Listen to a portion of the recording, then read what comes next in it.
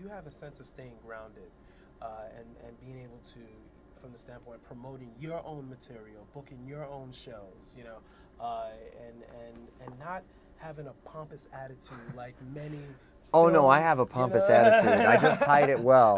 That's part of that technique of acting I was talking about. Or a high standard. You have a high standard, but you have that humility at the same time. So talk about how have you kept that humility, having being a child actor and being in major films before you were a teenager.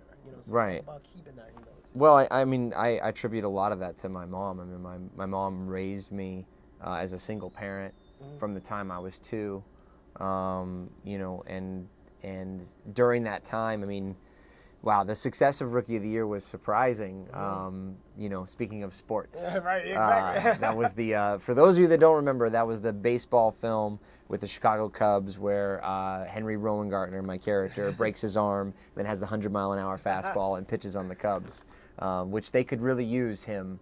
There was actually recently a blog by a sports writer who listed like the top 10 best players of the Cubs of all time and listed Henry Rowengartner as number 10. Right, okay, yeah. And they could use him, really. Yeah, exactly, because Zambrano's done. But Rookie of the Year, you talk about that success. Yeah, so it was just really weird, and I remember the film doing well, or being highly anticipated at the time of the release. Summer release. Right. And the studio was flying us around. It was my first trip to New York. I remember, flew my mom and me over to New York first class, staying, at like the best hotels, expense accounts. What do you want to do? Oh, we want to go see Phantom of the Opera. Here you go, 7th row, whatever we wanted.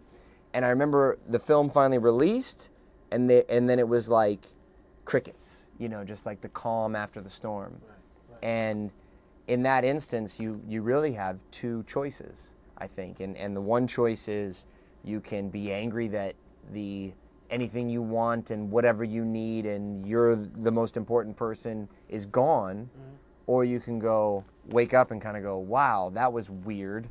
What do I do now? And I think because of my mom and my upbringing, I took the better road, the high road of just like reassessing what I wanted out of my career at 12. Wow, no, that's good, because the earlier you know, the better. Right. Well, but I mean, I think that a lot of the people that I knew at that time did feel like, okay, that's what I've achieved now, and that's where my life should be at and my career should be at from that point. And then they become what we would refer to as demanding, because they demand that same level. It's sort of like, if you worked at a job and you got a raise, you would never expect your boss to come in and say, hey, by the way, now I'm going to pay you lower, and now you're going to take a lower position at the company. Right. And that's essentially what happens at the end of the ride, is that you get demoted. And so you can either feel like, well, no, I'm supposed to be back up there, or you can kind of say, okay, how do I get back there? A solution instead of finding a solution instead of feeling sorry for yourself. Yeah, right. Absolutely. Wow. And talk about like I wanted to ask you about during that time when you were 14, you started to learn to play the guitar, and Nirvana was big at the time. Yeah. And Cobain, and we all know about his genius and everything. So no doubt. And you learned those songs. That's how you learn how to play guitar. So yeah. So please. Speak more about that experience of learning that instrument and being able to use your ear too to transcribe a lot of those. Well, I can't attribute my ear too much, actually. It was around the time also, like, my very first album that I owned was Wayne's World, the soundtrack. Yeah, right. And if you remember in the film, like, he goes in and he sees like the Fender, the Squire, and he starts to play Stairway to Heaven. Okay. And then he's like looks at the sign, and I'm 12 at the time. They came out in like '92, right? Yeah, '92. So I'm 12, and I'm like, I don't get the joke. I mean, I know Stairway to Heaven, I know Led Zeppelin. I've grown up at that point listening to my mom's, classic rock collection. On cassette tape, mind you, because this is the early '90s. Oh, that's right, audio tape. Yeah. Nothing like it. Yeah. I mean, I think I wore out, Houses of the Holy on cassette tape in the car. I played it so much, and the Who, Who's Next, wore that one out too. So here I don't get this joke. So my mom's like, well, when everyone learned, you know, to play guitar around that time, like from the point of, you know, Led Zeppelin writing Stairway to Heaven, everyone learned that song first. And I was like, once now that I knew that when I started playing guitar, I was like, well, I have to learn Stairway to Heaven first. Yeah. So it wasn't really my ear, though. I can't attribute it to that. I bought a book with tablatures. I went, you know, because my friend at the same time had like the Nirvana book with tablatures. Right, you know, and you're laughing because it's like the easiest chords ever. But you don't know. You know, you're just like, you can barely tune a guitar when you start playing. Right. You're like, what are these notes supposed to be? And it was funny. I started playing guitar like before trumpet, and I just didn't take it, so it's weird playing the chords. I was like, no, it's not me. It's not. Yeah. See, now it's weird. Like if I try to play a different instrument, I feel naked because I feel like I need that guitar like pressed up against me. You know, sort of like I think I've read quotes from John Lennon saying that he felt naked when he tried to play keyboard at Dodger Stadium when the Beatles played at Dodger Stadium. Wow. Because he wanted that guitar on him. That's right.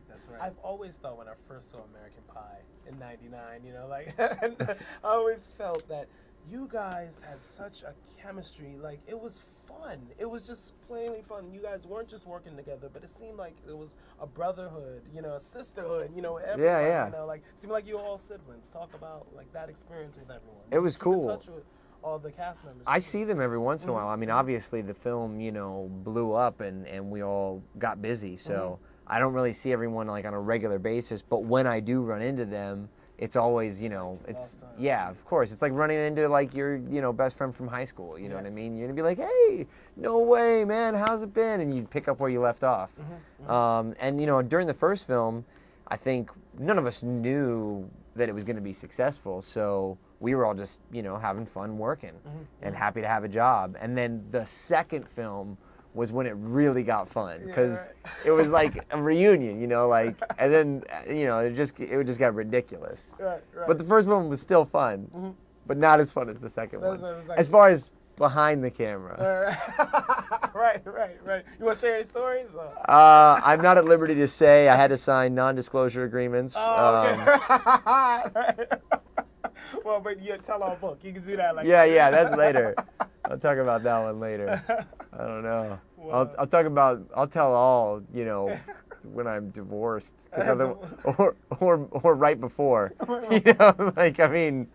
Oh no. No. You know, I mean, look, we all have our sordid pasts before we commit to, you know, the right woman. But yeah. Sure. So she knows most of it anyway. Right. That's important to let her know about it. Yeah, of course, my reputation is, you know, really funny. It's a small world. My lead guitarist is friends with the producer, one of the producers of American Pie. Okay. And, you know, I became a Christian when I was 16, and the story goes from him that I was wild and crazy, and then, like, I found God, and then I, like, cleaned up my act. And I'm like, you know, I can see how you think that, but people get all weird when you talk about God and religion, you know, like they started like put you in this little box. So I guess that's my reputation, that I was wild and crazy. And then I, you know, started walking the straight path. All right, of course, and that's the normal story of. Of course. Yeah, right. Of course. Little did you know that I'm actually still crazy.